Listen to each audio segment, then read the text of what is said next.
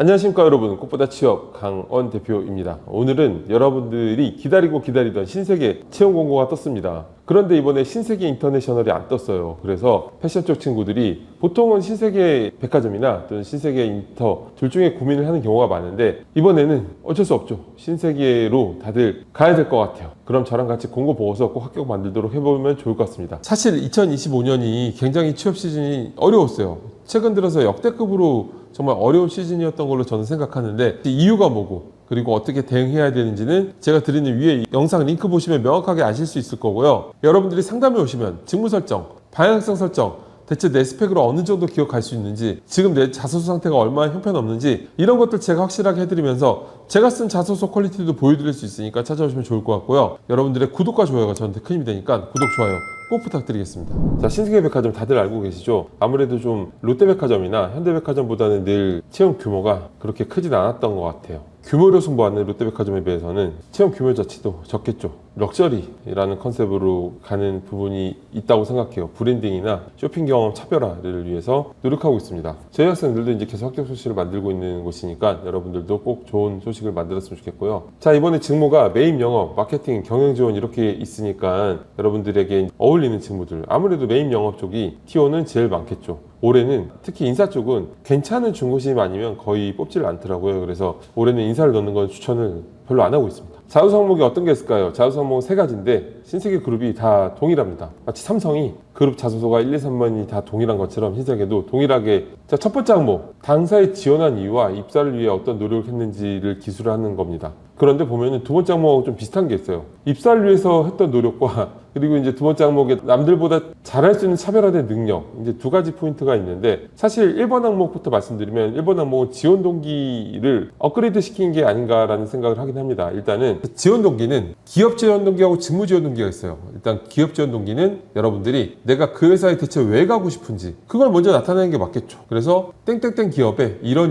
부분에 함께 하고 싶어 지원했습니다. 당연히 두 가지로 먼저 던지는 게 좋고요. 그 다음에 이 안에서도 총론과 강론 흐름으로 적으면 좋겠죠. 땡땡땡 기업의 총론적인 어떤 프라이드를 가질 만한 부분들, 그 다음에 또한 특히 이런 느낌으로 좀 구체적인 어떤 이 회사에 자랑할 만한 부분들을 풀어내시면 기업 지원 동기가 완벽하게 만들어지고요. 사실 기업 지원 동기는 좀 요식행위 같은 거라고 생각하시면 돼요. 채용 담당자가 기업 지원 동기에 대해서 뭐 얼마나 대단한 분석을 바라겠어요. 그래도 고백은 하고 사귀어야 되겠죠. 그래서 기업 지원 동기를 풀어내시면 되는데, 그런데 좀 보면은 이상한 얘기를 하는 사람들이 있어요. 직무 얘기부터 써야 된다니 뭐 공식처럼 생각하시는 분들이 있는데, 그런 것보다는 어쨌든 자소서는 특별한 형식을 쓰는 것보다 기본적인 형식으로 잘 쓰는 게 제일 중요하거든요. 그래서 당연히 지원 동기를 쓰라고 했으니까 그 안에서 내가 왜 지원했는지부터 풀어내는 게 채용 담당자가 어떤 고민 없이 지원 동기를 썼구나라는 걸 의식하는데 도움이 되겠죠. 그러면 고민하게 되면 읽기 싫어지니까 고민 없이 딱 지원 동기로 명백하게 작성하신 다음에 직무 지원 동기를 풀어내시면 돼요. 다만 또 기업 지원 동기에서 주의하셔야 될 부분이 그 회사의 맞춤형 얘기를 쓰는 거겠죠. 그런데 꼭 상생이나 뭐 ESG 이런 거 쓰는 분들이 있는데, 그러면 사실 이거는 내가 ESG 하는 회사는 다 가고 싶은 거잖아요. 그 회사의 맞춤형 얘기들이 아니죠.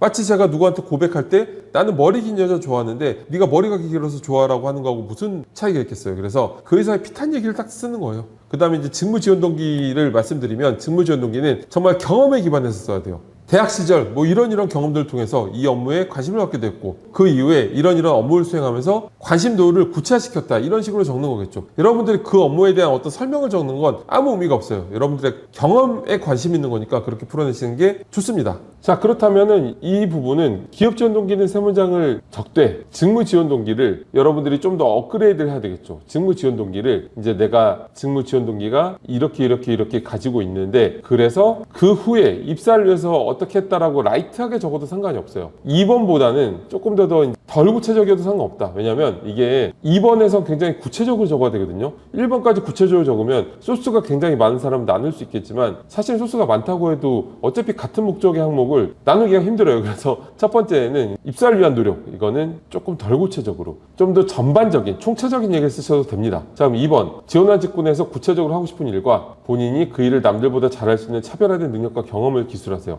자, 일단 이 항목을 설명드리기 전에 3번하고 구분해서 제가 먼저 설명드릴게요. 2번이 직무 역량 항목이고 3번이 스토리텔링 항목인데, 자소서 경험 항목은 직무 역량 항목과 스토리적인 항목이 있는데, 자소서 경험 항목은 직무 역량 항목과 스토리적인 항목이 있습니다. 직무 역량 항목은 직무와 직접적으로 관련 있는 경험들을 타이트하게 풀어내면서 전문성을 어필하는 건데, 스토리적인 항목 같은 건 절대 아니에요. 그래서 타이트하게 경험을 나열하면 되는데, 보통 어떤 경험들이 있을까요? 중고신입 인턴 같은 업무 경험이 있을 수 있고, 관련 대외 활동, 관련 프로젝트 경험, 또는 뭐 데이터 역량, 업계 관련된 경험들, 이런 것들이 있을 수 있겠죠. 그런데 500자일 때는 저는 추천드리는 게 직무 경험을 쓰는 게 제일 좋아요. 중고신입이나 인턴 같은 경험을 쓰면서 직무 경험을 통해서 업무 인사이트를 향상시켰다, 이걸 풀어내시는 게 제일 좋고, 7, 800자일 때는 이거 500자 하나에 다른 역량을 또한 뭐 2, 300자 정도 써서 두 가지를 소제목으로 구분하면 제일 좋겠죠. 그런데 스토리적인 항목 같은 경우에는 일반적으로 인재상 항목이라고 하는 건데, 이건 구조가 명확해요. 내가 어떤 사람인지를 보여줘야 되는 거니까 나의 어떤 역량을 하나씩 어필하면 되는 거죠. 열정을 발휘했던 경우에는 열정을 쓰시면 되고,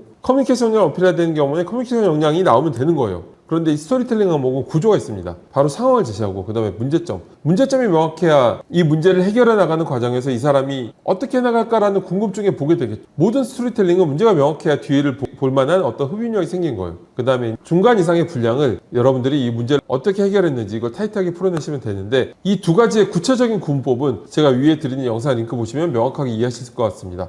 자, 그러면 첫 번째 항목을 보도록 하겠습니다. 첫 번째 항목은 성장 과정과 지원 동기를 얽혀서 쓰는 거예요. 제가 이거 많이 강조하는데, 자, 그러면 이번은 직무 역량 항목이니까 어떻게 써야 될까요?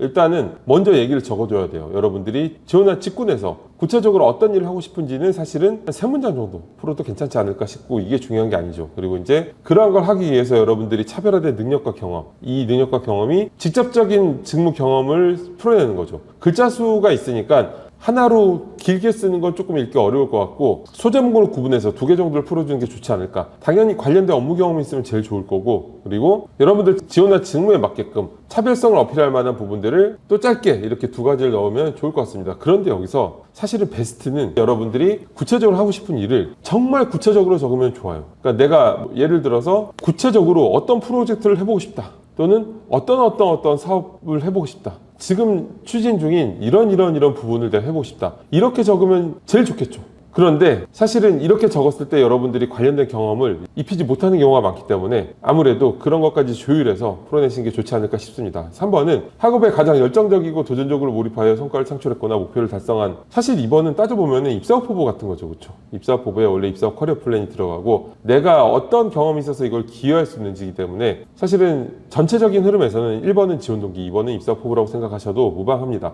좀 더 업그레이드해서 써야 되겠지만, 3번은 스토리텔링 항목이죠. 스토리텔링 방법은 아까 설명을 드렸으니까 이 항목은 뭐예요? 열정을 보여주면 되는 거죠. 그래서 저희 꽃보다 취업 학생들은 마스터 자우저에 힘들었던 경험을 만들었으니까 그게 이제 뜨거운 발로 뛰는 열정, 머리로 생각해서 해결한 것보다는 발로 뛰는 열정을 보여주는 게 제일 좋을 것 같습니다. 자, 오늘 신세계 그룹 채용 공고를 같이 봤는데, 여러분들이 지금 어려운 시즌이지만 꼭 좋은 기회를 얻을 수 있는 그런 어떤 도움이 되었으면 좋겠습니다. 감사합니다.